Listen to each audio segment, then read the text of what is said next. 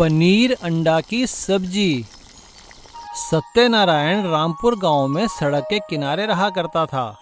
उसके पास थोड़ी सी ज़मीन थी, वो उसी में अपनी खेती बाड़ी का काम किया करता था और अपने बीवी बच्चों का गुजर बसर किया करता था। सत्यनारायण को खाना पकाने का बहुत शौक था।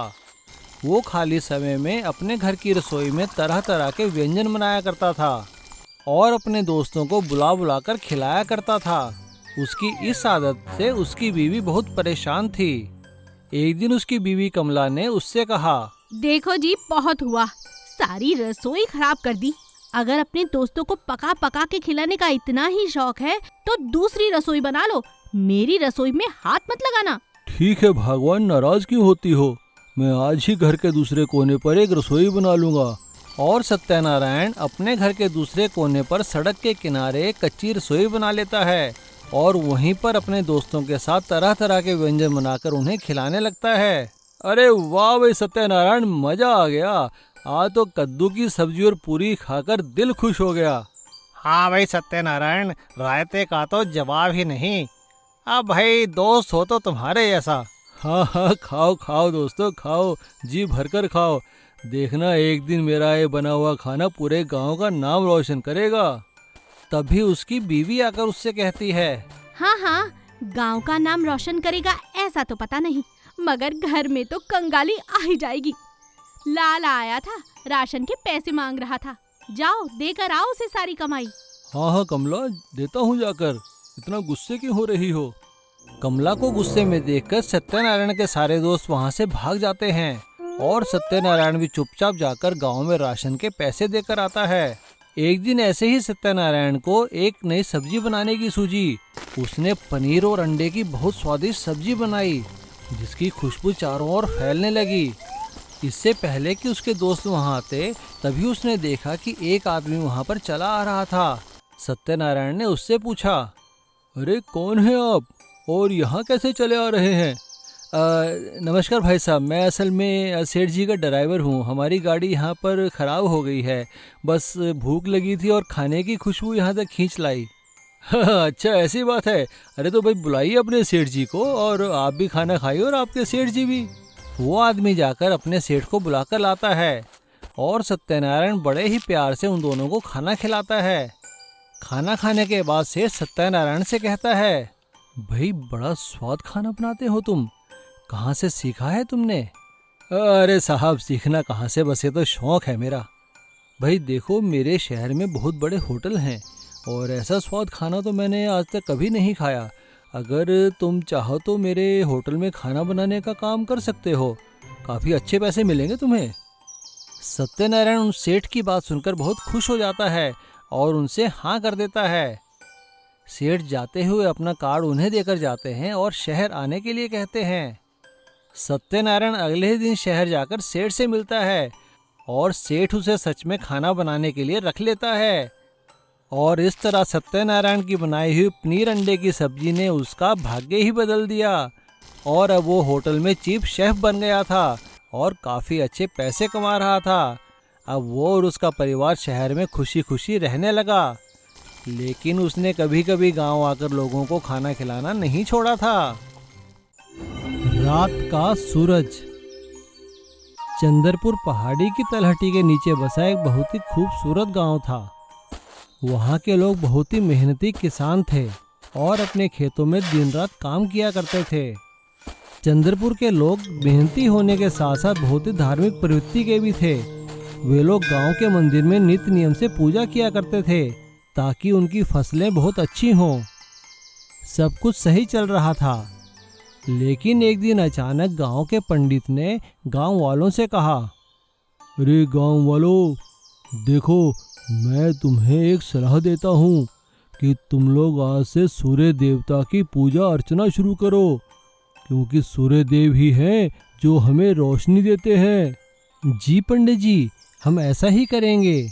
और उस दिन के बाद से चंद्रपुर के सभी लोगों ने सूर्य देवता की पूजा करनी शुरू कर दी और वो लोग अपने इष्ट देव चंद्रदेव को भूल गए, क्योंकि चंद्रपुर का नाम तो चंद्र देवता के नाम पर ही पड़ा था।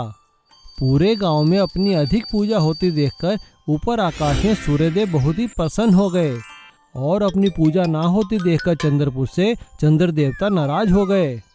सूर्य देवता के खुश होने के कारण बहुत अधिक गर्मी पड़ने लगी और चंद्रदेव के नाराज होने के कारण रात को बिल्कुल अंधेरा होने लगा। इसीलिए जो किसान रात को खेतों में काम करते थे उन्हें बहुत ही दिक्कत होने लगी और अधिक गर्मी पड़ने के कारण उनकी सारी फसलें खराब होने लगी।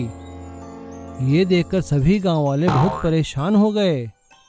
वे समझ नहीं पा रहे थे कि ऐसा क्यों हो रहा है।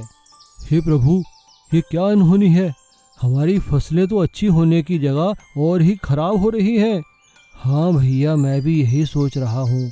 कल रात खेत में पानी देने गया तो इतना अंधेरा था कि मैं दूसरे के खेत में पानी लगाया आया और सुबह उससे मेरा झगड़ा हो गया। हाँ भैया, सही कहते हो। अगर गांव में सरपंच जी होते तो कोई उपाय सुझाते। पता नहीं वो अपनी ट्रेनिंग से कब वापस आएंगे। अभी गांव वाले बात ही कर रहे थे, तभी गांव के सरपंच जो एक सरकारी ट्रेनिंग से शहर गए हुए थे वापस आ गए और गांव वालों को परेशान देखकर उन्होंने पूछा, क्या हुआ, तुम लोग इतने परेशान क्यों हो? गांव वालों ने उन्हें सारी बात बताई। अच्छा, तो ये सब उस पंडित का किया धरा है। उसने अपने जरा से फायदे के लिए तुम लोगों को गलत सलाह दी। देखो भाइयों, हमारे लिए सूर्य देव और चंद्रदेव दोनों ही बराबर महत्व रखते हैं। आप लोग जैसे पहले दोनों की पूजा करते थे वैसे ही उनकी पूजा करते रहिए, देखना सब ठीक हो जाएगा। और सबसे पहले गांव के सरपंच ने जाकर अपने इष्ट देव चंद्रदेव की पूजा की और साथ में सूर्य देवता की भी पूजा की और उनसे माफी मांगी। और अब आकाश में दोनों देवता प्रसन्न हो गए थे और फिर से अपनी कृपा गांव पर बरसाने लगे और गांव में फिर से अच्छी फसलें होने लगी और चारों तरफ खुशहाली छा गई। रामचंद्र शोलापुर गांव में रहता था। शहर में नौकरी छूट जाने के बाद वो घर में खाली बैठा रहता था। एक दिन उसकी बीवी ने उससे कहा, अजी, मैं कहती हूँ कब तक ऐसे ही घर में बैठे रहोगे? जब तक नौकरी नहीं है तब तक गली मोहल्ले में जाकर ठेला ही लगा लो।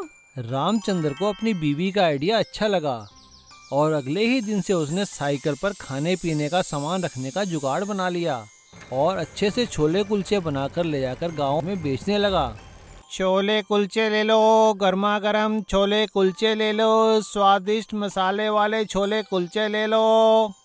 रामचंद्र के बनाए हुए छोले कुलचे बहुत ही स्वादिष्ट थे। रामचंद्र दिल का बहुत ही नेक इंसान था।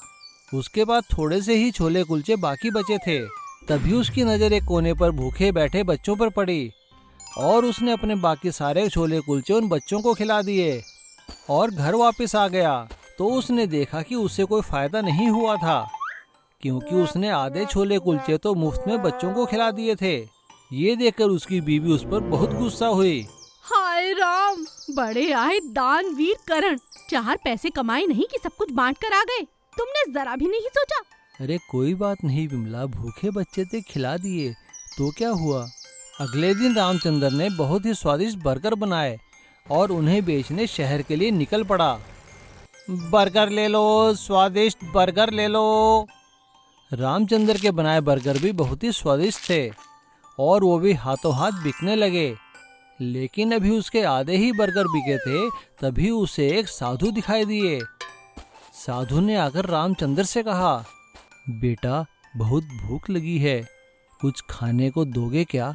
हाँ हाँ महाराज, आइए आइए, ये बर्गर खाइए। रामचंद्र ने एक बर्गर साधु को खाने को दिया, लेकिन साधु देखते ही देखते उसके बाकी सारे बचे बर्गर खा गया। रामचंद्र ये देखकर हैरान रह गया, लेकिन साधु ने बर्गर खाने के बाद रामचंद्र से कहा, बच्चा तुम्हारा बहुत बहुत शुक्रिया, मांगो क्या मांगते हो? महाराज मांगने को रहा ही क्या है, अब मैं सोचता हूँ कि घर जाकर अपनी बीवी का सामना कैसे करूँगा। बस बच्चा इतनी सी बात, तो जाओ मैं तुम्हें आशीर्वाद देता हूँ। तुम्हारी बीवी के मुंह से जो भी पहले शब्द निकलेंगे वो सच हो जाएंगे। अरे महाराज ये क्या आशीर्वाद दे दिया आपने, चलो ठीक है। रामचंद्र अपने घर वापस आ गया और उसने विमला को सारी बात बताई। रामचंद्र की बात सुनकर विमला ने गुस्से में कहा, तुम नहीं सुधरोगे। घर में बर्गर का पेड़ लगा है क्या जो सारे के सारे बर्गर मुफ्त में खिला कर आ गए हो? रामचंद्र ने अपनी बीवी के मुंह से ऐसा सुनकर मन ही मन सोचा, काश इसकी बातें सच हो जाए। और ऐसा ही हुआ। वे दोनों जैसे ही घर से बाहर आए तो देखकर हैरान रह गए। उनके आंगन में सच में बरगद का पेड़ लगा था, एक ऐसा पेड़ जिस बरगद लटके हुए थे। रामचंद्र ने मन ही मन साधु का धन्यवाद किया और वहां से बरगद तोड़कर बेचने के लिए निकल पड़ा। पेड़ के बरगद बहुत ही स्वादिष्ट थे। अब रामचंद्र की खूब कमाई होने लगी। वो रोज पेड़ से बरगद तोड़ता और बेचने लगता और जो भी भूखा मिलता उसे भी बरगद खिलाया करता था। अच्छी आमदनी होता देखकर विमला भी खुश रहने लगी और इस तरह बरगद के पेड़ के कारण दोनों की किस्मत बदल गई। अब वो दोनों खुशी खुशी रहने लगे।